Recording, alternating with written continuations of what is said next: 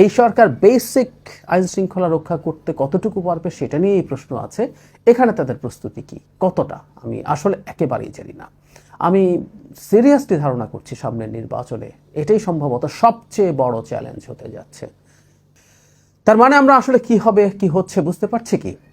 আমাদের দেশের মানুষের ডিজিটাল লিটারেসি, বিশেষ করে সাধারণ মানুষের এমন পর্যায়ে যে তারা এগুলো গ্রহণ করবেন।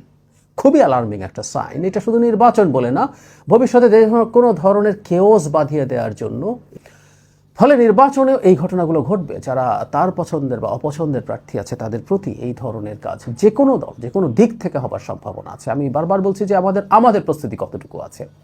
এই সরকার বেসিক আইন শৃঙ্খলা রক্ষা করতে কতটুকু পারবে সেটা নিয়েই প্রশ্ন আছে। এখানে তাদের প্রস্তুতি কি, কতটা, আমি আসলে একেবারেই জানি না। আমি সিরিয়াসলি ধারণা করছি সামনের নির্বাচনে